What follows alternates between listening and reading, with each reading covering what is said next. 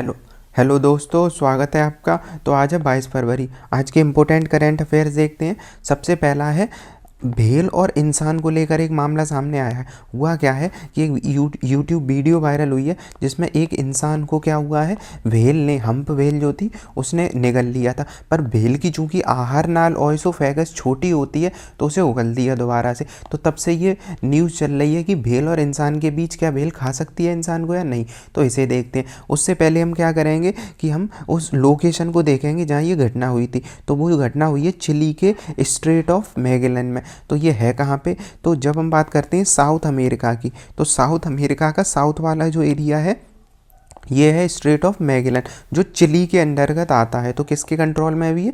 Chilli के अंतर्गत। तो इसकी लोकेशन देखें तो ये है चिली वाला कंट्री ऊपर, और ये है स्ट्रेट ऑफ मैगेलन जो अटलांटिक महासागर को प्रशांत महासागर से, पैसिफिक से जोड़ता है। तो प्रशांत और अटलांटिक महासागर के बीच में कौन सा? Straight of Magellan. अब यहीं पास में क्या है? एक फॉकलैंड आइलैंड है, और इसी वजह से यहाँ एक जलधारा बहती है जिसका नाम क्या है? फॉकलैंड जलधारा। और एक यहाँ पे नीचे जो साउथर्न पॉइंट है इसका नाम है केप हॉर्न। जैसे हम पढ़ते हैं अफ्रीका में केप ऑफ गुड होप है, वैसे ही ये जगह कौन सी है? केप हॉर्न है। तो ये भी याद रखना है यहाँ पे। और यहाँ पे माउंट डार्विन, एक माउंट डार्विन है। तो ये वाले एरिया की अभी हम बात कर रहे हैं। अब हम बात करें व्हेल की। तो क्या व्हेल इंसानों को निगल सकती है? उत्तर है नहीं। क्यों नहीं ऐसा हो सकता है? क्योंकि जैसे इंसान है तो इंसान का जो गला होता है, इस गले में जो नली है उसे नाम दिया जाता है ओएसोफेगस। अब यही ओएसोफेगस जो नली है वो व्हेल की जो गले की नली है वो इंसान जितनी ही होती है। अब इंसान जितनी होगी, व्हेल तो इतनी बड़ी है। तो व्हेल फिर खाती क्या है? तो व्हेल छोटी मछलियों को खाती है। इसी वजह से छोटी मछलियाँ होती हैं उन्हें खाती है, तो वो इंसान को नहीं निगल सकती है। तो पहली चीज़ ये जानने क्यों नहीं निगल सकती, क्योंकि उसकी आहार नाल ऐसी बनी ही नहीं है कि वो इंसान को पेट तक ले जा सके। अब दूसरा है कि व्हेल दो तरीके की होती हैं, एक बैलीन व्हेल है और एक है दांतदार व्हेल जो टूथेड व्हेल कहलाती है। अब जो बैलीन व्हेल है इनमें क्या होगी? इनके दांत नहीं होंगे। इनमें हम्प व्हेल जो अभी जो हुई है घटना वो हम्प व्हेल के साथ हुई है। ब्लू व्हेल, ग्रे व्हेल, जो केबल व्हेल है ब्रू, इनमें क्या हुआ है? ये प्लैंकटन मतलब जो प्लवक हैं, घास वगैरह ये, और छोटी मछलियों को खाते हैं। तो प्लैंकटन और छोटी मछलियों को खाती हैं ये वाली व्हेल। फिर दूसरी आती है दांत वाली व्हेल। इनमें आती है sperm whale, killer whale, dolphin whale. अब डॉल्फिन के भी दांत होते हैं। तो किलर, स्पर्म और डॉल्फिन, ये इनकी खासियत क्या है? ये चबाते नहीं हैं। इनके दांत हैं पर ये चबाते नहीं हैं। तो अब बात आती है कि ऐसी कोई दुनिया में क्या व्हेल है जो इंसान को निगल सकती है? बिल्कुल, एक व्हेल ऐसी है जो कौन सी? स्पर्म व्हेल है। पर यह भी चीज़ अत्यंत मतलब दुर्लभ घटना है कि ऐसा कभी देखने को मिले। तो स्पर्म व्हेल ही ऐसी होती है जो इंसान को निगल सकती है, बाकी कोई व्हेल इंसान को नहीं निगल सकती। तो जब हम मूवी वगैरह या वीडियो में देखते व्हेल इंसान की, जैसे कोई शिप वगैरह चल रही होती तो व्हेल आसपास दिखती है, पर व्हेल कभी हानि नहीं पहुंचाती है या फिर व्हेल कभी निगलती नहीं है। क्यों? क्योंकि उसका आकार तो उनसे पहुँचे 100 गुना बड़ा होता है। इस वजह से क्योंकि वो निगल ही नहीं सकती। उसकी जो ओएसोफेगस है वो कैसी है? छोटी होती है। केवल वो छोटे जीवों को ही शिकार बनाते हैं। तो ये हमने जाना। अब हम्प व्हेल की विशेषताएं देखें, इसका नाम हम्प से पड़ा है। हम्प मतलब कुबड़। तो इन मछलियों के ऊपर थोड़ा कुबड़ सा निकला होता है, इस वजह से इसे कहा जाता है। वैज्ञानिक नाम इनका क्या है? मेगापेट्रा करके इनका वैज्ञानिक नाम है। और इनका मतलब होता है बड़े पंख वाले, क्योंकि इनकी जो पंख होते हैं दोनों साइड, ये पंख काफ़ी बड़े होते हैं। और इनमें जो आकार होता है मादा का नर से बड़ा आकार होता है, मतलब फीमेल जो वाली होगी व्हेल वो बड़ी होगी। अब इसकी और विशेषताएं देखते हैं इनके व्यवहार को लेकर। तो कभी कभी व्यवहार के बारे में पूछा जाता है। पहले अगर देखें कि ये किस व्यवहार में ही और वितरण में, तो इनका वितरण कहाँ है? तो दुनिया के कोई भी महासागर ऐसा नहीं है जहाँ ये ना पाई जाती हो, मतलब सभी महासागरों में पाए जाते हैं। और ये सबसे बड़े स्तनधारियों में से हैं जो सबसे लंबा प्रवसन करते हैं। मतलब ये गर्मियों के मौसम में पोलर साइड चले जाते हैं उच्च अक्षांशों की, और सर्दियों के मौसम में ये निम्न अक्षांशों की ओर आ जाती हैं। तो इस वजह से हम्प व्हेल काफ़ी चर्चा में रहते हैं। पोलर और दोनों तरफ ये आते जाते। शिकार देखें तो इनके एक शिकार की तकनीक होती है, उसे कहते हैं bubble net feeding. Bubble net feeding का मतलब क्या है कि ये अपने मुंह से ऐसे बबल निकाल देते हैं और चारों तरफ से ऐसे घेर देते हैं। किसे? छोटी मछलियों। अब छोटी मछलियाँ बबल से बाहर जाने की कोशिश नहीं करेंगी, वो एक साथ इकट्ठा हो जाते हैं क्योंकि उन्हें लगता है इधर कुछ है। उसके बाद ये एक बार में ही सारी मछलियों को खा लेते हैं, और ये मछलियाँ छोटी होती हैं तो आराम से इनका शिकार हो जाता है। तो बबल के जरिए ये शिकार करती हैं। और इनके बारे में देखें, जब भेल को हम देखते हैं तो भेल पानी से ऊपर आके क्या लगाते हैं, छलांग लगाते हैं। इसे ही ब्रीचिंग कहा जाता है, अगर इस शब्द को कहें ब्रीचिंग।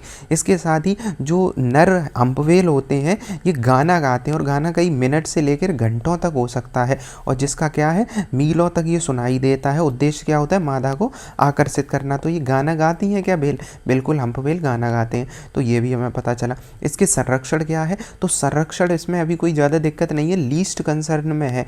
मतलब फिलहाल इनकी आबादी अच्छी है तो लीस्ट कंसर्न में। और साइट्स की जो स्थिति है, साइट्स में क्या होता है, अंतर्राष्ट्रीय व्यापार वगैरह में, तो उसमें अपेंडिक्स 1 में है, मतलब इनका व्यापार प्रतिबंधित है, तो व्यापार तो नहीं हो सकता है। तो ये बड़ी होती है, इनके पंख बड़े बड़े होते हैं। तो ये सारी चीज़ें कि ऊपर की तरफ थोड़ा ऐसा ऊंचा होता है तो इसे कूबड़ कह देते हैं, तो हम्प हो गया। तो ये हमने देखा।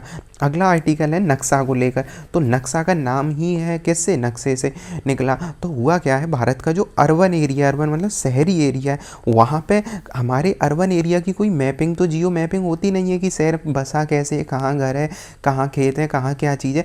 अब इससे क्या होता है, आगे चल के कभी कभी केस वगैरह भी कोर्ट में काफ़ी आते, विवाद हो जाता है, भूमि विवाद, किसका प्लॉट कहाँ है, कि ये सारी चीज़ें। तो इस वजह से एक अभी पायलट प्रोजेक्ट के रूप में 152 शहरों में, 26 राज्य में और जो 3 केंद्र शासित में, वहीं एक नक्शा जो परियोजना है वो स्टार्ट की गई है। इसकी फुल फॉर्म क्या है, national geospatial knowledge based land survey of urban habitation. तो इसका क्या काम है कि जियोस्पैटिकल मतलब तकनीक के आधार पर सर्वेक्षण किया जाएगा, मतलब ऑनलाइन सर्वेक्षण, और भूमि रिकॉर्ड रखा जाएगा, जैसे इसमें ड्रोन वगैरह का यूज़ किया जाएगा। तो नक्शा क्या करेगा, भूमि सर्वेक्षण करेगा, क्या गाँव एरिया का नहीं, केवल शहरी एरिया का। इससे क्या हो जाएगा, केस कम हो गए, आधुनिक बसावट होती रहेगी सही से, कोई समस्या है तो ये सारी चीज़ें पता चलेंगी। मंत्रालय कौन सा है, चूंकि शहरी में है तो रूरल डेवलपमेंट, मतलब ग्रामीण विकास, जो शहरी विकास मंत्रालय है रूरल डेवलपमेंट क्रियान्वित कर रहा है, मतलब जो डेवलपमेंट कर रहा है वो रूरल डेवलपमेंट भी इसका नोडल है। शहरी क्षेत्र में हो रहा है पर रूरल अर्बन सारे डेवलपमेंट करेंगे सारे मंत्रालय। तो इसमें कुछ मंत्रालय मतलब और भी एजेंसियां काम करेंगी, जैसे लैंड रिसोर्सेज सर्वे, सूचना, मतलब अब कोई भी योजना चलेगी तो उसमें मदद के लिए तो सारे मंत्रालय सारे विभाग करते ही हैं। तो ये कोई बड़ी बात तो है नहीं है। इसके बाद तकनीक देखें तो ड्रोन तकनीक, जियो वाला तकनीक, मतलब जियो का मतलब सैटेलाइट वगैरह, ये सारी चीज़ों से यूज़ करेंगे इसके बारे में।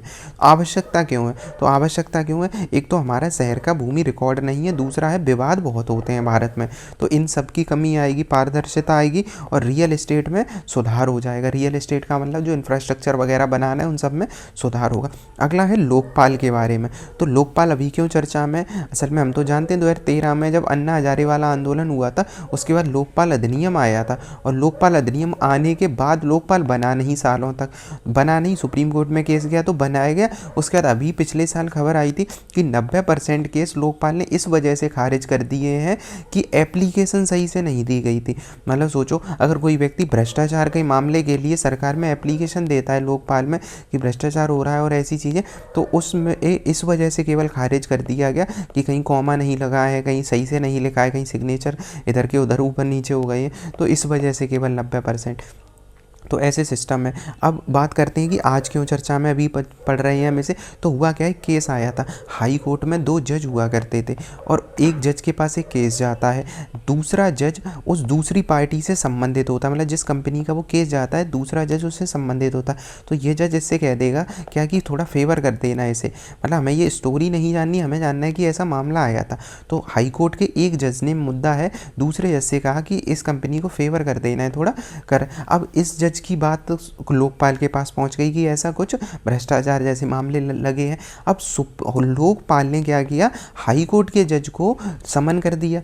अब ये मामला सुप्रीम कोर्ट में पहुंचा, क्यों, क्योंकि कोर्ट के सुप्रीम कोर्ट है, मतलब कोर्ट सिस्टम है, वो लोकपाल के दायरे में आता नहीं था। अब पर लोकपाल ने तर्क क्या दिया, क्योंकि लोकपाल के जो अध्यक्ष हैं वो सुप्रीम कोर्ट के पूर्व जज भी रहे हैं, तो उन्होंने तर्क ये दिया कि देखो लोकपाल ने किसे समन किया, हाई कोर्ट के जज को, और हम समन नहीं कर सकते सुप्रीम कोर्ट को। क्यों सुप्रीम कोर्ट, क्योंकि सुप्रीम कोर्ट संविधान के साथ बना संस्थान है, मतलब संविधान में बना संस्थान है, तो संवैधानिक रूप से उसका बराबर का दर्जा है संविधान के, तो सुप्रीम कोर्ट तो उच्च दर्जे वाला हो गया है और संविधान में उसका उल्लेख है। संवैधानिक संस्था है तो हम नहीं जांच कर सकते, लेकिन हाई कोर्ट की तो हम कर सकते हैं। अब इसके पीछे तर्क दिया, क्यों बताओ भाई हाई कोर्ट की कर सकते हो, वो भी तो संविधान में उल्लेख है। तो बताया गया मतलब लोकपाल ने तर्क दिया कि हाई कोर्ट जो है वो तो 1861 से ही भारत में बन रही है और उसके बाद 1935 के अधिनियम से, तो हाई कोर्ट तो पहले हैं संविधान से पहले के, तो मतलब वो तो लोकपाल में आ सकते हैं क्योंकि संवैधानिक संस्था नहीं आ सकती। लोकपाल का संवैधानिक संस्था बनने से पहले, लोकपाल तो पहले से स्थापित ना था ना भारत, मतलब हाई कोर्ट तो पहले से स्थापित था ना, ऐसा लोकपाल ने कहा था। तो इस वजह से ये चर्चा में चल रहा है। तो लोकपाल ने अभी आदेश का क्या दिया कि लोकपाल और लोकायुक्त अधिनियम, पहले याद रखना कब आया था, 2013 में। इसकी व्याख्या में उच्च न्यायालय के न्यायाधीश को लोक सेवक श्रेणी में रखा गया है। मतलब जो लोकपाल का एक अधिनियम आया था उसमें एक शब्द दिया था, कोई भी लोक सेवक की जांच कर सकता है, कौन, लोकपाल। तो लोक सेवक की डेफिनेशन में लोकपाल ने कहा कि हाईकोर्ट का जज भी आएगा, तो ये है। और लोकपाल ने एनी पर्सन शब्द में हाईकोर्ट का जज जोड़ दिया, सुप्रीम कोर्ट का नहीं आ सकता। अब सुप्रीम कोर्ट में बात किया, सुप्रीम कोर्ट ने कहा ये तो बहुत परेशान करने वाली बात है, ऐसे तो ये कुछ भी करेंगे, तो इस वजह से उन्होंने कहा ये स्वतंत्रता को प्रभावित करेगा और इस पर अभी स्टे लगा दिया, क्योंकि सुप्रीम कोर्ट स्टे ही लगा देता है तुरंत, तो स्टे लगा दिया गया है। अब क्या, अब मुद्दा आता है क्या उच्च न्यायालय लोकपाल के दायरे में आता है? उससे पहले हमें ये जानना होगा कि सुप्रीम कोर्ट लोकपाल के दायरे में आता है? नहीं आता है, सुप्रीम कोर्ट लोकपाल के दायरे में नहीं आएगा। क्यों? अभी हमने जाना, क्योंकि ये सुप्रीम कोर्ट संविधान के द्वारा स्थापित है। अब जो चीज़ संविधान के द्वारा स्थापित है उसकी जांच नहीं होगी, तो लोकपाल क्योंकि वो संस्थान है पूरा, तो सुप्रीम कोर्ट नहीं आएगा इस दायरे में। ऐसा कानून भी और ऐसा सुप्रीम कोर्ट ने कहा। अब हाई कोर्ट की बात करें तो हाई कोर्ट कानूनी रूप से ग्रे जोन में, मतलब बीच वाले जोन में, तो लोकपाल ने ये कहा था कि ये तो भाई 1861 से बने हैं अधिनियम से और 1935 के अधिनियम के तहत तो पुराने हैं, ब्रिटिश काल के हैं, तो इनकी हम जांच कर सकते हैं। और संविधान के अनुच्छेद 214 इसकी मान्यता देता है कि जो मान्यता का मतलब क्या है कि हाई कोर्ट को केवल मान्यता देता है, 214 आईटी का, स्थापित थोड़ी ना करता है। स्थापित तो हाई कोर्ट पहले से थे, संविधान से पहले ही, तो केवल मान्यता देता है। तो इस वजह से मतलब ये आधार दिए गए हैं अभी लोकपाल वगैरह के चर्चे में, तो ये हमने देखा। अब लोकपाल का थोड़ा अधिकार क्षेत्र देख लेते हैं। तो लोकपाल का अधिकार क्षेत्र क्या है? संसद के अधिनियम द्वारा, मतलब लोकपाल का अधिकार कैसे अधिकार मिला है, तो संसद के अधिनियम के द्वारा स्थापित केंद्र के वित्त पोषित संस्थान और बोर्ड, ट्रस्ट, अथॉरिटी, सोसाइटी, ये सारे निकाय पर ये लोकपाल अधिनियम लागू होता है। मतलब संसद का कोई अधिनियम हो, केंद्र सरकार की कोई संस्था हो, बोर्ड हो, ट्रस्ट हो, इन सब पर क्या लागू होता है? लोकपाल का अधिकार क्षेत्र में ये आते हैं। विवाद का मूल क्या है? लोकपाल का तर्क है कि हाई कोर्ट संविधान के द्वारा स्थापित नहीं हुआ है, इसलिए यह धारा इसके तहत नहीं आती है। जो 14 का 1 का एफ है ये इसके अंतर्गत नहीं आता है। सुप्रीम कोर्ट का तर्क है कि हाई कोर्ट तो भाई अंग है ना सुप्रीम कोर्ट का, तो जब अंग है सुप्रीम कोर्ट का तो ये तो आएगा ही आएगा, मतलब इसे तो बाहर रखना ही पड़ेगा। तो ये दोनों के अभी विवाद चल रहे हैं। तो विवाद भी देखा हमने, अधिकार क्षेत्र देखा, तो वैसे तो लोकपाल में सारे संस्थाएं, सारे कानून, सारे बोर्ड सब आ जाते हैं। अब लोकपाल बना क्यों था? तो भ्रष्टाचार के मामले में ही तो आता है। और भ्रष्टाचार कहाँ पे? प्रशासन में भ्रष्टाचार, तो इस वजह से ही लोकपाल आया था। तो क्या कर सकता है लोकपाल? प्रधानमंत्री, मंत्री, संसद, लोक सेवकों के भ्रष्टाचार के मामले में जांच कर सकता है। अब यहाँ पे एक शब्द आया प्रधानमंत्री, अब ये तो सही है, मंत्री भ्रष्टाचार करे, सांसद करे, या कोई आईएएस ऑफिसर या कोई लोक सेवक करे भ्रष्टाचार, तो लोकपाल उसकी जांच कर सकता है। पर क्या प्रधानमंत्री की कर सकता है? बिल्कुल कर सकता है, पर उसमें भी प्रावधान जोड़ दिए गए हैं स्पेशली। प्रधानमंत्री की कर सकता है, पर प्रधानमंत्री के आधे कार्यों की नहीं कर सकता। जैसे कोई सीक्रेट, मतलब प्रधानमंत्री के पास कोई फाइल है जो देश की रक्षा, सुरक्षा, अंतर्राष्ट्रीय मामलों से संबंधित हो, तो ऐसे मामलों की जांच के लिए लोकपाल नहीं है, दायरे में आएगा प्रधानमंत्री। तो प्रधानमंत्री आधा कह सकते हैं, दायरे में आधा नहीं है, क्योंकि बहुत ऐसे मामले हैं जो प्रधानमंत्री की गोपनीयता बनाए रखने के लिए, सरकार चलाने के लिए जरूरी होते, तो वो लोकपाल नहीं मांग सकता है। तो ये वाली। और अब क्या है? सीबीआई की निगरानी कर सकता है लोकपाल, सीबीआई को बोल भी सकता है, अभियोजन, जांच, ये सब के रूप में स्थापित कर सकता है। तो लोकपाल किसी संस्था से बोल भी सकता है, ऐसे सीबीआई को जांच के लिए दे सकता है, ये सारी चीज़। अब मामला क्या है? 7 साल से पुराने मामलों की जांच नहीं कर सकता है लोकपाल। ये उसकी कमियां ही कह लो, चुनौतियां, सीमाएं हैं कि अब 7 साल पहले कोई भ्रष्टाचार हुआ था उसे नहीं दे सकते हैं। तो ये उसके बाद अभी हमने देखा ही 90% केवल इस वजह से अस्वीकार कर दिए मामले कि उनका प्रारूप सही नहीं था, मतलब एप्लीकेशन सही नहीं थे। सोचो, भ्रष्टाचार बड़ा मुद्दा है भारत में या एप्लीकेशन का फॉर्मेट बड़ा मुद्दा है? तो यही चर्चा में चल रहा है अभी। नियुक्ति में लोकपाल, तो जब 2013 में अधिनियम आया आया था तो सालों साल 5 वर्ष निकल गए, हुआ क्या, लोकपाल ही नहीं बन पाया था, तो इस वजह से चर्चा में रहा था। तो निष्कर्ष क्या निकलता है लास्ट में कि लोकपाल केवल अधिकार के क्षेत्र सीमित नहीं है बल्कि न्यायपालिका की स्वतंत्रता से भी जुड़ा है। तो लोकपाल की ये जो बहस अब चलेगी, अब एक तो अधिकार से भी अधिकार सीमित हो जाएगा और न्यायपालिका की स्वतंत्रता, इन मुद्दों पे भी जांच चलेगा। अभी निर्णय तो आया नहीं है, सुप्रीम कोर्ट ने केवल उस निर्णय को संरक्षित रख दिया है। तो ये सारी फिलहाल आदेश पर रोक लगाई और फैसला बाद में आएगा ही आएगा। तो ये अब प्रश्न क्या हो सकते हैं, तो स्टेटमेंट वाले में कुछ ऐसे स्टेटमेंट बना के पूछा जा सकता है कि लोकपाल अधिनियम 2013 के तहत सुप्रीम कोर्ट लोकपाल के दायरे में आते हैं, क्या बताना है स्टेटमेंट में, अगर ये पूछा जाएगा। सही है कि गलत? गलत। क्यों गलत है? क्योंकि 2013 के तहत सुप्रीम कोर्ट नहीं आता है, पीएम आ सकता है, मंत्री, सारी चीज़ें। क्या पूरी तरह पीएम आ सकता है? नहीं, बहुत सारे प्रावधान नहीं है। दूसरा स्टेटमेंट देखें, उच्च न्यायालय की स्थापना संविधान द्वारा नहीं की गई है बल्कि 214 में मान्यता दी गई है। अभी तो देखा ऐसा ही कहा सुप्रीम कोर्ट ने, बिल्कुल सही बात है, मान्यता दी गई, स्थापित तो पहले से ही थे ना 1861 से। तीसरा स्टेटमेंट है, लोकपाल के आदेश के अनुसार किसी भी उच्च न्यायालय के न्यायाधीश की जांच से पहले सीजेआई से परामर्श करना अनिवार्य है। तो लोकपाल के आदेश के अनुसार ये है कि हाई कोर्ट के न्यायाधीश की जांच से पहले सीजेआई मुख्य से अनिवार्य है जांच करवाना, मतलब अनिवार्य है परामर्श लेना। तो ये सही है, मतलब हाई कोर्ट के अन्य न्यायाधीशों की अगर जांच कर रहे हैं तो मुख्य से पूछना पड़ेगा, तो ये भी बात सही है। तो ये स्टेटमेंट अच्छा है तीसरा वाला। तो ये देख, अब वन लाइनर में और कुछ क्वेश्चन कैसे जो हमें याद रखने, जैसे लोकपाल की कितना कार्यकाल होता है, तो 5 या 17 वर्ष। उसके बाद लोकपाल का चयन क्या करता है, तो प्रधानमंत्री, विपक्ष का नेता, ये सब मतलब कैसे चयन होता है, तो प्रधानमंत्री, लोकसभा अध्यक्ष और विपक्ष का नेता भी इसमें शामिल होता है। कितने सदस्य होते हैं, तो अधिकतम 8 सदस्य होते हैं, 50 न्यायिक पद पे होंगे, 50 SC ST OBC से होते हैं। कितने समय में जांच पूरी करता है, प्रारंभिक जांच, मतलब पहला 3 महीने का टारगेट दिया जाएगा और अगर वो जांच पूरी नहीं हो पाती तो 180 दिन तक पहुंचा दिया जाता है, मतलब 6 महीने तक आवश्यकता पड़ रही है। कब अधिनियम आया था? 2013 में आया था। तो ये सारी चीज़ें हमने देखी हैं।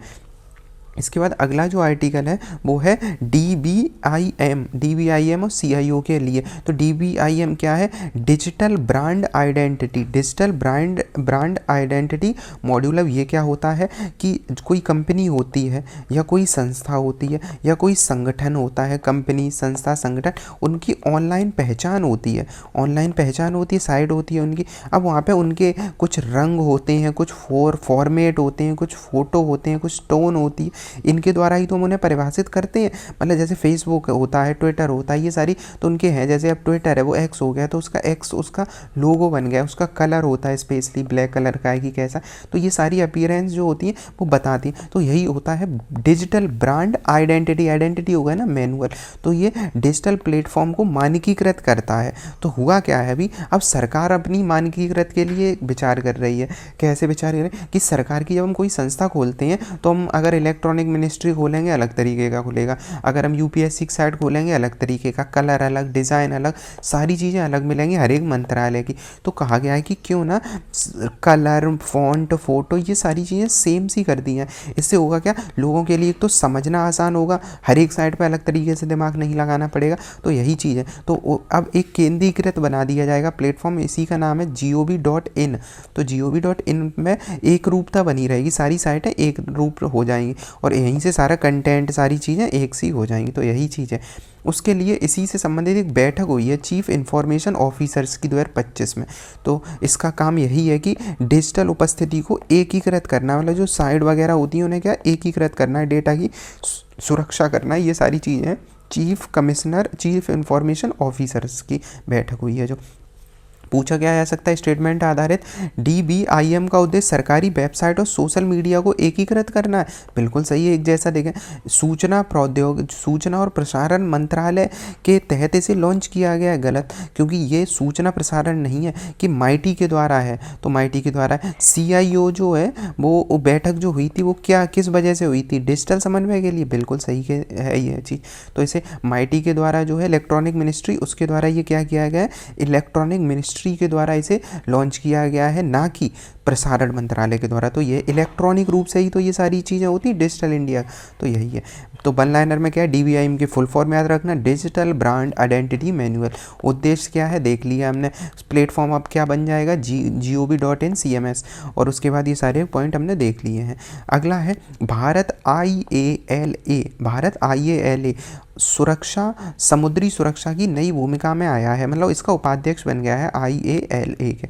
अब है क्या ये, जैसे अंतर्राष्ट्रीय ये जो संगठन है IALA, ये अंतर्राष्ट्रीय स्तर पर समुद्री नेविगेशन का मतलब कहीं जाते हैं और ये सारी चीज़ें, तो दिशा वगैरह इसे समुद्री नेविगेशन में सहायता। और लाइट हाउस क्या होता है, समुद्र तट पर लाइटें लगी होती हैं, सारी व्यवस्थाएं होती, तट सही से पहचान में आ जाए, तो इन सब के लिए एक विशेष प्राधिकरण है जिसका नाम क्या है, IALA। तो समुद्री नौवाहन सहायता संघ है ये। तो पूछा है क्या है ये, समुद्री नौवाहन सहायता संघ एक वैश्विक संगठन है जो नौसेना के लिए एकीकृत मानक और दिशा निर्देश विकसित करता है। इसकी स्थापना 1957 में हुई थी। कब, 1957 में। मुख्यालय इसका कहाँ है, फ्रांस में, सेंट जर्मेन एन ले में। तो इंपॉर्टेंट है, फ्रांस में है, सेंट जर्मेन एन ले में। अब इसे याद कर सकते हैं वैसे कि जो फ्रांस का नेपोलियन हुआ था, नेपोलियन की हार का एक मुख्य कारण था तब उनकी नौसेना ही नहीं थी, ऐसे सोच सकते हैं। और यहाँ आजकल समुद्र का ही मुख्यालय यहीं है, फ्रांस में ही है। अब IALA का विकास अभी तो एक अंतर्राष्ट्रीय, अभी तक एक नॉर्मल ये संस्था के रूप में काम कर रहा था, गैर सरकारी संगठन था, गैर सरकारी। अब क्या हुआ है, 2024 में इसे एक अंतर सरकारी संगठन बना दिया, एक सरकारी टाइप का आ गया, जैसे UN के अधिनियम और ये सब आते, वैसे ही IALA अब एक अंतर सरकारी संगठन मिल गया, मतलब सरकारी जो संस्थाएं होंगी, भारत सरकार, अमेरिका की सरकार, ये सब लोग इसे ऑथराइज करेंगे, तो वो सब मिल के काम करेंगे अब IALA में। सिंगापुर में इसकी पहली महासभा हो रही है, चूँकि अभी ये एक अंतर सरकारी संगठन बन गया, तो सिंगापुर में इसकी पहली महासभा हो रही है, अभी चल रही है, तो इस वजह से ये अभी ये चली थी संगठन, तो महासभा आयोजित है। अब भारत को इसमें उपाध्यक्ष बना दिया गया है, तो उपाध्यक्ष पर भारत, तो ये हमें देख लेना, पहली बारी बैठक हुई है बड़े स्तर पर, तो उसका भारत उपाध्यक्ष चुना गया है, तो इससे भारत की भूमिका और अच्छी हो जाएगी। तो यही सारी चीज़ें, तो मेजबानी भारत इस बार करेगा, दिसंबर में जो होनी है अगली वाली बैठक भी सितंबर 27 मुंबई में होगा इसका आयोजन, मतलब सितंबर 27 में मुंबई में होगा इसका आयोजन। तब तक भारत ये सब देखेगा। भूमिकाएं क्या रहेंगी, वैश्विक मानक विकसित करना, क्योंकि अभी नया संगठन बना है, तो नौवहन दिशा निर्देश के लिए मानक, समुद्री सुरक्षा को बढ़ावा देना, क्योंकि हम देखते हैं हाउथी जो राइवल्स हैं उनके आने के बाद यमन और ओमान और उस वाले रेड सी के आसपास, ब्लैक सी, इन मतलब रेड सी के आसपास वाला एरिया जो है वहाँ पर काफ़ी समस्याएं देखने को मिलती हैं, तो ये वाला उसका तकनीकी उन्नति की जाएगी, अंतर्राष्ट्रीय सहयोग मिलेगा। अगला देखें इसमें, हाँ, उपलब्धि और क्या है, समुद्री सुरक्षा, तकनीकी सहायता, वही सेम है, पर्यावरण संरक्षण में मदद मिलेगी। परीक्षा में क्या पेपर में आ सकता है, IALA की पहली महासभा पेरिस में आयोजित हुई है, गलत, कहाँ हुई थी, पेरिस में, तो उसका मुख्यालय मतलब फ्रांस में तो मुख्यालय, बैठक कहाँ हुई है, सिंगापुर में हुई है। भारत उपाध्यक्ष चुना गया, बिल्कुल सही है। अभी ये गैर सरकारी संगठन NGO के रूप में काम कर रहा है, नहीं, अब ये अंतर सरकारी संगठन है। तो तीनों स्टेटमेंट हमें देखने। अगला है मैच के लिए, इसके बताना है कि IALA कब बना था, 57 में। अब कब ये NGO टाइम मतलब इंटर गवर्नमेंटल बना है, तो 2024 में। भारत उपाध्यक्ष कब बना है, 25 के लिए, 27 में कहाँ होगा, भारत में ही होगा, जो मुंबई वाला। तो ये सारे हमने देख लिए इसके बारे में। अब इसके बारे में वन लाइनर में इनके मुख्यालय कहाँ है, क्या चीज़ है, ये सारी चीज़ें हम देख चुके। अगला है हिस्ट्री से संबंधित, तो तेलंगाना में क्या हुआ है, तेलंगाना का एक कंकल गाँव है, तो तेलंगाना में जानते हैं ये वाले, तो तेलंगाना के कंकल गांव में कल्याण चालुक्यों का एक कन्नड़ शिलालेख मिला है। तो तेलंगाना में मेन बात है कि मतलब ऐसे 3 पत्थर के टुकड़े मिले हैं, तो शिलालेख बने हैं जो कल्याणी के चालुक्य वंश के सोमेश्वर 3 के शासनकाल से जुड़े हुए हैं। तो कल्याणी के अब चालुक्य 3 हुआ करके, बेगी के चालुक्य, बादामी के चालुक्य और कल्याणी के चालुक्य। तो इनका जो मेनली एरिया हुआ करता था वो यही हुआ करता था, बीच वाला एरिया महाराष्ट्र, कर्नाटक, आंध्र प्रदेश, ये वाला एरिया जो चालुक्यों का हुआ करता था। तो इसी में सोमेश्वर 3 एक सम्राट हुए थे इनके, तो भूलो कमलदेव जो है, इन सोमेश्वर 3 या भूलो कमलदेव, उनका ही शासनकाल के 3 हमें क्या मिले हैं, शिलालेख मिले हैं। शिला मतलब पत्थर पे लेख मिले हैं। तो इनके बारे में देखें। अब जो पहला शिलालेख है वो विज्जेश्वर मंदिर के निर्माण, शिवलिंग की प्रतिष्ठा और उसका उल्लेख करता है। जो पहला शिलालेख मिला है 1150 ईस्वी के आसपास के ही हैं तीनों, 1100 के से रख सकते हैं, 1100 से 1150 ईस्वी के बीच के हैं तीनों शिलालेख। तो मंदिर के बारे में ही हैं तीनों, दान वगैरह इन सब का उल्लेख करते हैं। अब कल्याणी के चालुक्य की चर्चा करें तो चालुक्य वंश 3 भागों में बांटते हैं। बादामी के चालुक्य सबसे पुराने वाले होंगे, फिर बेगी के चालुक्य आ जाएंगे और फिर कल्याणी के चालुक्य आ जाएंगे। टेरिटरी ये वाली रहेगी इनकी।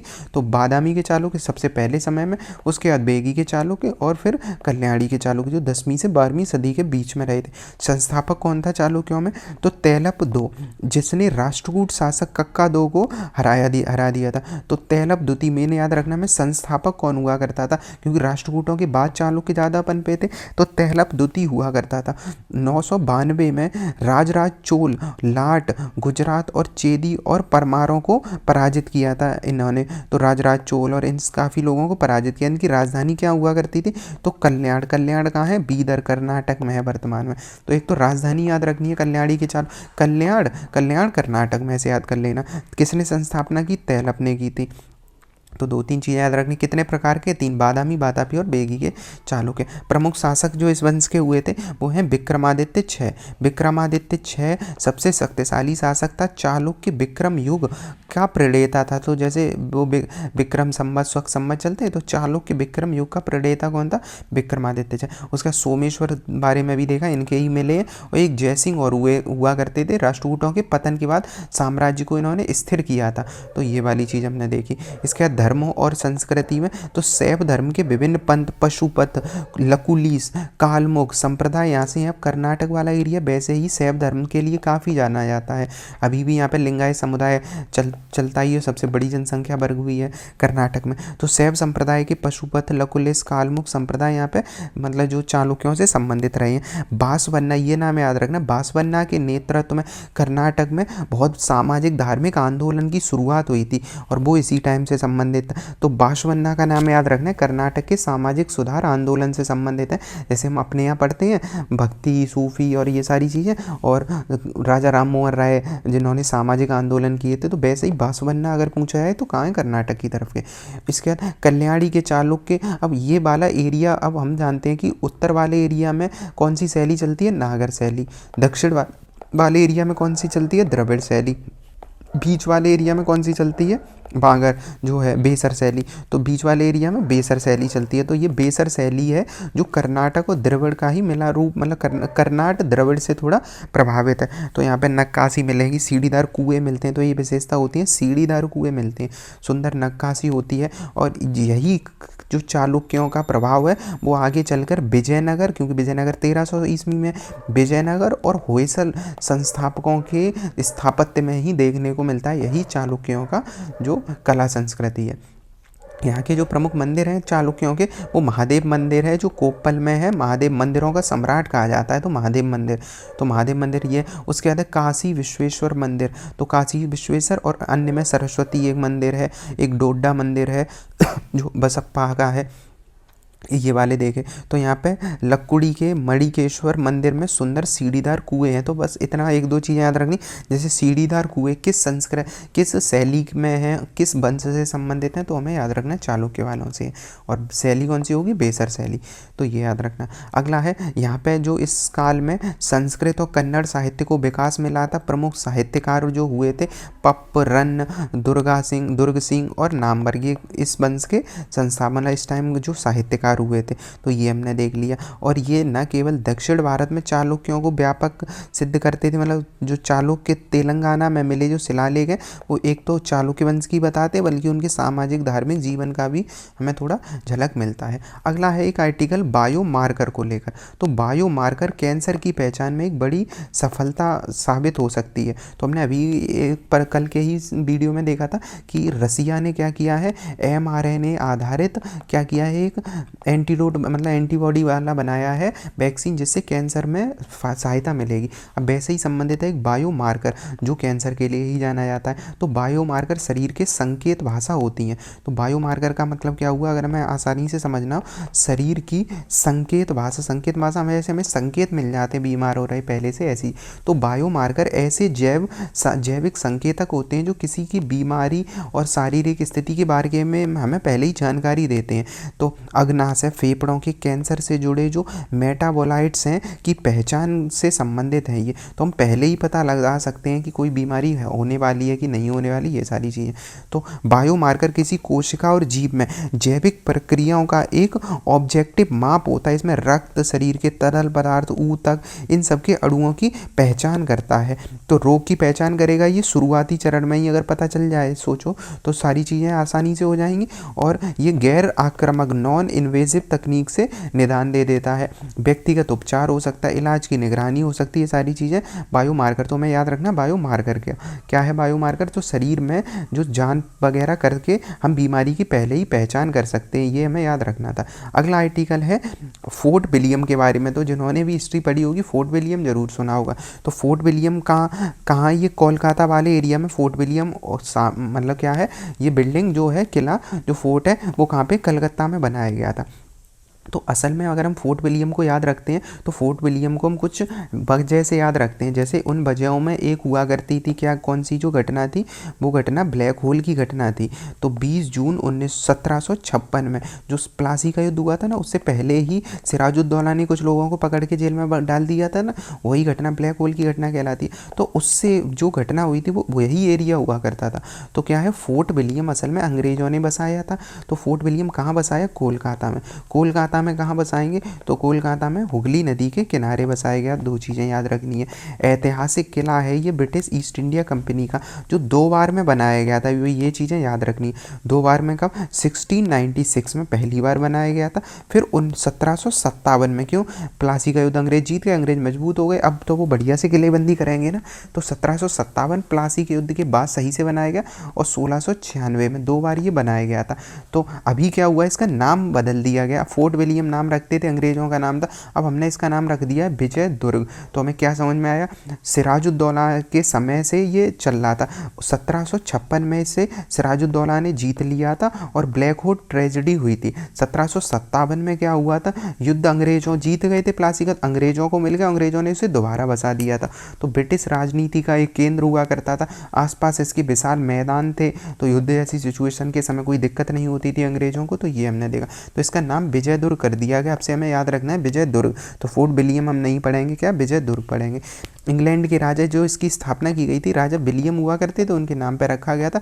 विजय दुर्ग का नामकरण क्यों किया गया है, क्योंकि महाराष्ट्र में सिंधुदुर्ग तट पर एक स्थित ऐतिहासिक किला है छत्रपति शिवाजी का।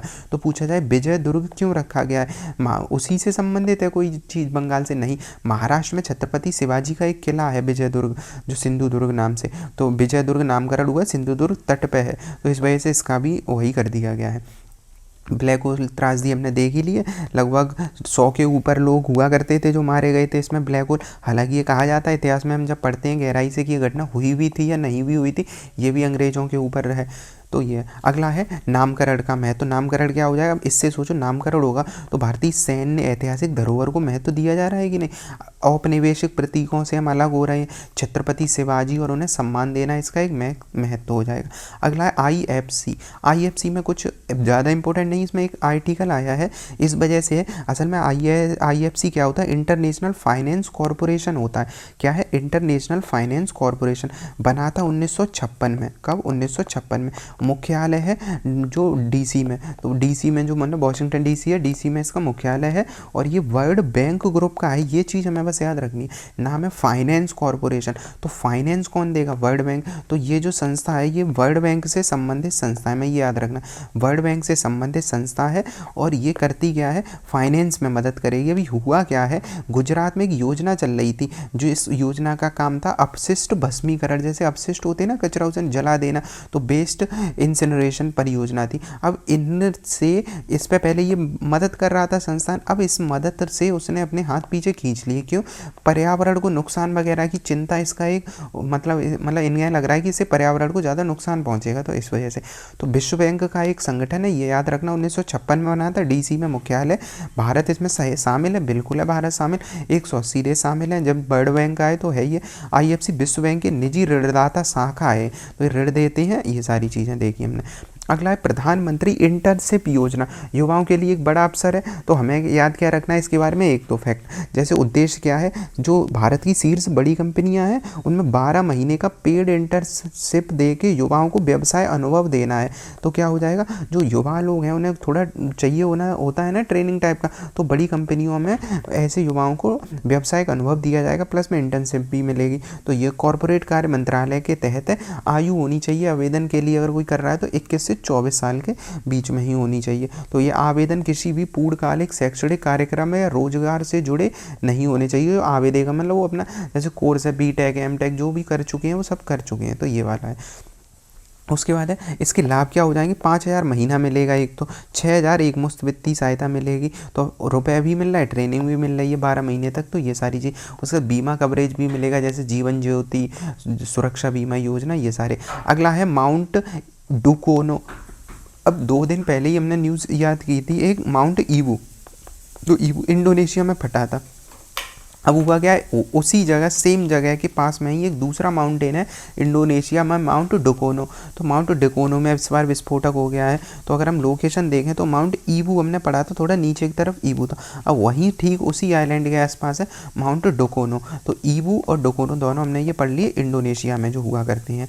अब इंडोनेशिया में तो सबसे ज़्यादा मतलब 100-125 के प्लस ज्वालामुखी है। क्यों है यहाँ पे, ये किस में आता है, ये रिंग ऑफ फायर वाले एरिया में आता है। अब रिंग ऑफ फायर आता, तो यहाँ पे 100 से ऊपर क्या है, 125 से ऊपर ज्वालामुखी है। अब आए दिन कोई ना कोई विस्फोट होता ही रहता है। तो कुछ ऐसे हैं जैसे माउंट मेरापी है, माउंट रुआंग है और माउंट लेवोटोवी है। तो लेवोटोवी लाकी, तो ये वाला भी यहाँ पे ही है। तो ये 3-4 माउंटेन याद रखने, तो माउंट लेविटोवी, लकी ऐसे लकी से याद कर लेना। ऐसे अभी ईवू हमने पढ़ लिया, और ईवू के बाद अभी कुछ दिन पहले माउंट मेरापी में विस्फोट हुआ था, और माउंट रुआंग में, रुआंग कहाँ है, सुलावेसी आइलैंड, वो भी इधर की तरफ ही है, तो सुलावेसी आइलैंड ये सारे। तो माउंट मेरापी, रोआंग, लकी करके ये सारी चीज़ें याद रखनी है। तो ये माउंटेन जी कहाँ पे है, वोल्केनो, सारे के सारे वोल्केनो। तो कुछ वोल्केनो के नाम हमें याद रखने हैं, जैसे सबसे मेन हमें यही याद रखना है, मेरापी वाला। दूसरा है एक और, अगर किसी ने पढ़ा हो तो कौन सा होता है, क्राकाटोआ या क्राकाताओ जिसे कहते हैं। तो क्राकाटोआ ज्वालामुखी। एक यहाँ पे है सेमेरू, तो सेमेरू एक ज्वालामुखी है, कौन सा, सेमेरू। उसके बाद है एक है सिनावोंग जो ज्वालामुखी है, कहाँ पे, इंडोनेशिया की बात कर रहे हैं, इतने सारे हैं, सिनावोंग। एक है इंजून करके है, इंजून करके है। उसके बाद है एक अंगुक। ये मेन ज्वालामुखी हैं। वैसे तो 125 हम पूरे तो याद नहीं कर सकते, पर इन्हें हम इतने याद रख सकते हैं। अब एक लाइन से हम इन्हें याद करने की कोशिश करेंगे, तो लाइन वो याद रख लेनी है। लाइन क्या है इसकी, थोड़े याद हो जाएंगे, सब तो नहीं हो सकते। मेरी जो क्रांति से सभी इज्जत मांगे, मेरी क्रांति से सभी इज्जत मांगे। तो इसका क्या मतलब हुआ, इसका मतलब हुआ मेरी से मेरापी याद रखना है, क्रांति से क्राकाताओ याद रखना है, से सेमुरू, और सभी से सेनावुंग, और ई से इज्जत वाले से कौन सा था, इंजुंग, और मांगे से अंगुक। जो मांगे मतलब अंगुक वाला है, मांगे अंगुक। तो ऐसे करके तो थोड़ा 1-2 याद हो सकते हैं इससे, बाकी याद करने ही है। ईबू याद करना है और ये सब याद करने। उसके बाद एक टर्म है स्टैगफ्लेशन। तो स्टैगफ्लेशन क्या होता है, इसे देखते हैं थोड़ा। तो अर्थव्यवस्था में असल में अमेरिका में आया है स्टैगफ्लेशन का एक, मतलब अमेरिका की जो रिपोर्ट आई है उसके अनुसार वहाँ पे स्टैगफ्लेशन के निशान मिल रहे हैं। अब स्टैगफ्लेशन का मतलब होता है जो इकोनॉमी है वो ठहरी हुई है, मतलब इकोनॉमी, अब अमेरिका पूरा डेवलपमेंट कर चुका है तो उनकी इकोनॉमी वैसे ही स्लो चलती है, तो इकोनॉमी है ठप।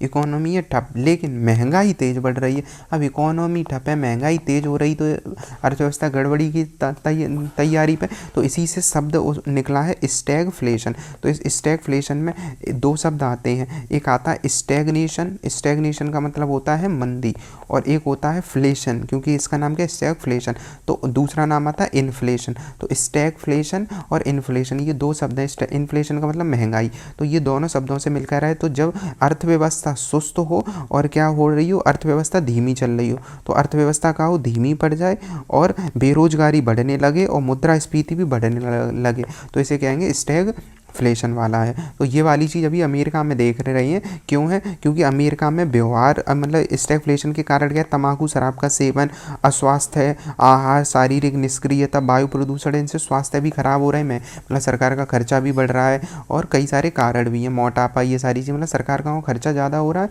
इकोनॉमी ठप है और महंगाई बढ़ती चली आ रही है। क्योंकि स्वास्थ्य खराब होगा तो ज़्यादा खर्चा आता है, तो ये सारी चीज़ें। उसके बाद अमेरिका में स्टैगफ्लेशन लौट रहा है। तो हमने देखा स्टैगफ्लेशन के कारण बहुत इकोनॉमिक कारण होते हैं, मेनली जो कारण होते हैं वो क्या है, मंदी जैसी सिचुएशन आ रही है, क्योंकि इकोनॉमी ठप होती चली जा रही है और रोज़गार बढ़ नहीं रहे हैं। अब रोज़गार बढ़ नहीं रहे हैं, अब रोज़गार नहीं बढ़ेंगे तो और एक समस्या आएगी, इकोनॉमी और ठप होती चली जाएगी। हालांकि अमेरिका पहली बार नहीं है, 1970 के दशक में अमेरिका में पहली बार स्टैगफ्लेशन वाली समस्या आई थी। तो ये वाली चीज़ देखा। अगला आर्टिकल, स्टैगफ्लेशन लौट रहा है अमेरिका में, तो वही वाली चीज़ हमने देख ली है। तो अब क्या होगा, अमेरिका में हाल ही में मुद्रास्फीति और बेरोजगारी दोनों में वृद्धि देखी गई। ये सब याद रखना है, दोनों में बेरोजगारी होगी, मतलब वृद्धि होगी, बेरोजगारी भी बढ़ेगी और मुद्रास्फीति बढ़ेगी। और ऊर्जा और तेल की कीमतों में तेजी आने से उत्पादन लागत बढ़ी। अब सोचो अमेरिका में कोई कार चला रहा होगा, उसकी इनकम तो सेम ही है, पर तेल का अगर रुपये बढ़ गया तो उससे उनका खर्चा बढ़ेगा कि नहीं है। अब रिजर्व बैंक जो उनकी होगी वो क्या करेगी, ब्याज दरों को बढ़ाकर मुद्रास्फीति को नियंत्रण कर सकते हैं। क्यों, क्योंकि ब्याज दर बढ़ा देंगे, लोन कम हो जाएगा, लोन कम हो जाएगा, लोग खर्चा कम करेंगे, खर्चा कम करेंगे तो महंगाई कम होती चली जाएगी, ये हो सकता है।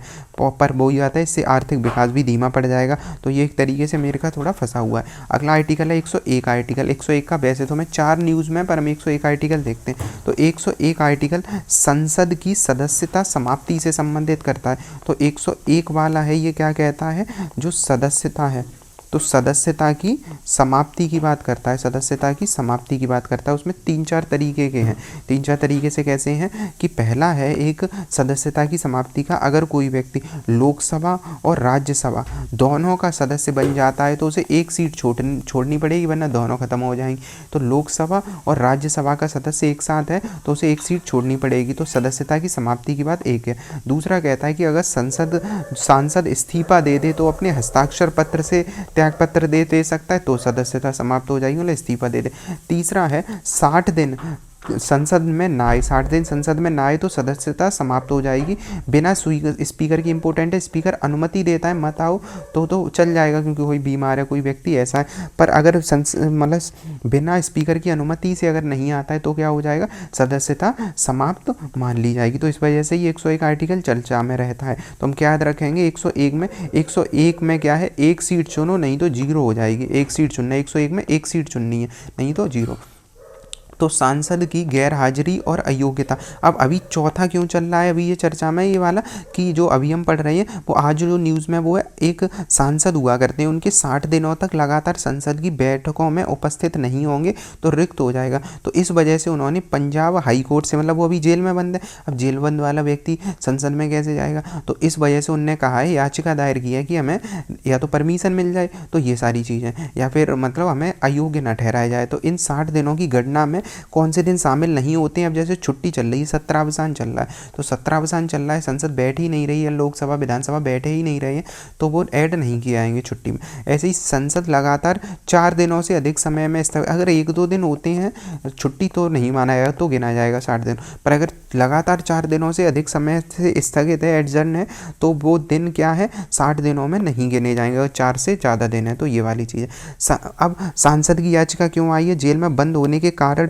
संसद उपस्थित नहीं हो पा रहे हैं, जो पंजाब के हैं, वे अपने निर्वाचन क्षेत्र का प्रतिनिधि रहना चाहते हैं, अगर वो तो यही कहेंगे रहना चाहते हैं, वे अदालत से संसद में उपस्थित होने की अनुमति मांग रहे हैं ताकि सीट ना चुने। तो ये सारी चीज़ें अभी चल रही हैं, तो ये हमने देखा इसमें। तो 101 आर्टिकल हमने देख लिया इसमें के बारे में। अगला है ओटीटी। तो ओटीटी प्लेटफॉर्म और अश्लील कंटेंट वाला जो भी मुद्दा काफ़ी ज़्यादा चल रहा है, तो ये एक इम्पोर्टेंट हो जाता है काफ़ी। तो पहले तो ओटीटी के फॉर्म जानते हैं। ओटीटी मतलब होता है ओवर द टॉप, इंटरनेट्स के माध्यम से जो, वैसे टीवी जो चलते हैं वो कैसे होते हैं, नॉर्मल हम केबल लगाते, पर जो इंटरनेट के माध्यम से टीवी चलाओ, फिल्म चलाओ, डिज्नी, नेटफ्लिक्स, हॉटस्टार, ये सब कहलाता है ओटीटी। अभी इन पर ज़्यादा रेगुलेशन नहीं है, तो इन पे क्या रेगुलेशन नहीं, तो इनमें कुछ चीज़ों रोक लगाने की अब बात कही जा रही है। तो यूज़र वेरिफिकेशन की एक तो समस्या होती है, कौन चला रहा है, सत्यापन है कि नहीं है, क्योंकि नेट से है ना, तो माता पिता का नियंत्रण में जटिलता है कि परमिशन ली भी गई है कि नहीं है। कंटेंट में सबसे बड़ी कठिनता है, कंटेंट का रोक नहीं है कोई, इस पर इस अस्पष्टता का हुआ, कंटेंट की श्रेणियाँ नहीं है। जैसे मूवी देखते तो उन पर लिखा रहता है UR जनरल, ये मतलब 17 एज वाला देखें, 18, ये सारी यहाँ पे ऐसी चीज़ें कम देखने को मिलती हैं, तो स्पष्टता नहीं है। अभिव्यक्ति की स्वतंत्रता बनाम सेंसरशिप का एक विवाद चल जाता है, क्योंकि अगर हम ज़्यादा रोक लगाएंगे तो आर्टिकल कौन सा, अभिव्यक्ति की स्वतंत्रता, 19 जीवन का अधिकार, 21, ये सब प्रभावित होंगे, और सेंसरशिप यूज़ करेंगे तो ये अधिकार छीनेंगे। तो ये सारी समस्याएं भी देखने को मिल रही हैं अभी, तो इस वजह से ये चर्चा में चल रहा था। उसके बाद है माइक्रोसॉफ्ट ने किया है एक मेजरान 1, जो मेजराना 1 एक क्वांटम चिप को विकसित किया है, तो ये इंपॉर्टेंट रहेगा। तो मेजराना MAJO, मेजराना या मेजराना 1 क्वांटम एक चिप बनाई है। तो पहले जानते हैं ये चिप है क्या, मेजराना 1, तो ये एक टॉपोलॉजिकल, तो ये क्या है, टॉपोलॉजिकल सुपर कंडक्टर आधारित चिप है। अब टॉपोलॉजिकल का मतलब होता है सुपर कंडक्टर, मतलब ये सुपर कंडक्टर है, कोई अवरोध नहीं होता है चलने में। अब माइक्रोसॉफ्ट ने ये चिप, क्वांटम चिप क्यों बनाई है, तो होता क्या है, हम जानते हैं कि अभी टाइम कौन सा चल रहा है, सुपर कंप्यूटर का और क्वांटम कंप्यूटर का। क्वांटम कंप्यूटर, सुपर कंप्यूटर निर्णय और फैक्ट, मतलब जो डाटा होता है वो बहुत अच्छा करते हैं, क्रांतिकारी बदलाव आए हैं इनके आने के बाद से। पर इनमें क्या होता है, जो गणना करते हैं वो तो बहुत ऑथेंटिक होती है, पर गणना, टेम्परेचर, वाइब्रेशन, इनके अनुसार भी गणना उनकी ख़राब हो सकती है। मतलब जहाँ सुपर कंप्यूटर लगा है, जहाँ क्वांटम कंप्यूटर लगा है, उन एरिया में हर टाइम 24 घंटा 7 दिन क्या चलता है, AC ऐसा नहीं होता, बहुत न्यूनतम टेम्परेचर पे उन्हें रखा जाता है, क्योंकि जैसे ही उन मशीनों को गर्म ज़्यादा होते हैं, जैसे लैपटॉप हम चलाते हैं या कंप्यूटर चलाते, फ़ोन चलाते, तो गर्म होने पर उनकी प्रोसेसिंग स्लो हो जाती है कि नहीं, स्लो हो जाएंगे, हैंग करने लगेंगे, ज़्यादा गर्म हो जाएंगे। सेम चीज़ क्वांटम तो लाखों, हर एक सेकंड में गणनाएँ कर रही हैं, तो उनमें अगर टेम्परेचर, वाइब्रेशन की कोई समस्या आती है तो तकनीकी खराबी आ जाती है, मतलब पूरा डाटा गड़बड़ हो जाएगा। तो इसी चीज़ को कम करने के लिए माइक्रोसॉफ्ट ने मेजराना 1 क्वांटम चिप करा है। ये टॉपोलॉजिकल कोर आर्किटेक्चर से संचालित दुनिया की पहली है। मतलब टॉपोलॉजिकल कोर का मतलब ये कैसे चलेगी, ये सुपर कंडक्टर पर आधारित होगी, और जो चीज़ सुपर कंडक्टर पर आधारित होती है उसमें ज़्यादा चेंज नहीं आएंगे क्वांटम स्तर पर जाके, तो ये क्वांटम जो क्लासिकल कंप्यूटर के मुकाबले ज़्यादा सुरक्षित भी होगा। तो मेजराना क्या हमने देखा, टॉपोलॉजिकल सुपर कंडक्टर पर आधारित पहली बार यूज़ किया गया है इसमें। अब इसमें जो यूज़ होगा वो अर्धचालक, आर्सेनाइड और एल्यूमिनियम जो होता है अर्धचालक, अतिचालक, ये यूज़ होते हैं इसमें, तो ये हमें याद रखना है इसके बारे में चीज़ें। तो मेजराना फर्मियोन एक रहस्यमयी कण होता है। मेजराना इसका नाम क्यों डाला है, तो मेजराना एक जो होता है वो कण से ये शब्द आया है। तो कण से शब्द का मतलब क्या हुआ, एक ये शब्द की उदाहरण, मतलब शब्द बहुत पहले मिलता है। तो एक ऐसी चीज़ सोचो कि कंप्यूटर इतना तेज हो कि मुश्किल से गणना चुटकियों में हम हो जाते हैं, तो ऐसे ही तो होता है सुपर कंप्यूटर से, तो वही काम और तेज करेगा मेजराना। तो मेजराना जो ये है, ये किसने बना दिया है, माइक्रोसॉफ्ट ने बना दिया है। अब इनकी जो फर्मियोन होते हैं, इनका मतलब क्या होता है, एक ऐसे कण होंगे जो कण अपने ही एंटी पार्टिकल होते हैं, मतलब खुद ही पॉजिटिव होंगे, खुद ही नेगेटिव, मतलब एंटी पार्टिकल खुद ही होंगे, तो इन्हें घोस्ट पार्टिकल इसी वजह से कहा जाता है। जैसे दिखते हैं, मतलब ये कोई असर नहीं छोड़ते हैं, दिखते भी नहीं है, मतलब ऐसा है कि मतलब ये इतने छोटे होंगे तो ये अपोजिट खुद भी सेम से ही कण होंगे। ऐसा समझ लो कि एक टेबल है, ऐसे एग्जांपल से टेबल पे इधर कुछ रखा है, उस चीज़ को उठा के इधर रख दो, सेम ही तो चीज़ है, इधर का इधर रख दिया। वैसे ये मेजराना फर्मियोन काम करते हैं कंप्यूटर में, वही कण होंगे और वही कंप्यूटर में सारी जगह पे काम कर रहे होंगे, तो इसमें गलतियां नहीं होती हैं, क्योंकि सेम कण है ना, अलग अलग होंगे तो टकराने के बाद रिएक्शन होगा, और रिएक्शन होगा तो उनमें एरर आ सकती है, सेम ही चीज़ होगी। तो ये है। अब इसका पहला सिद्धांत 1930 में सैद्धांतिक रूप से आया था, केवल विचार आया था कि मेजराना फर्मियोन एक ऐसा कण है जो प्रतिकण जैसा ही व्यवहार करता है। इसे क्वांटम कंप्यूटर के लिए उपयोग माना जाता है क्योंकि यह कम क्यूबिट में अधिक स्थिरता प्रदान कर देता है।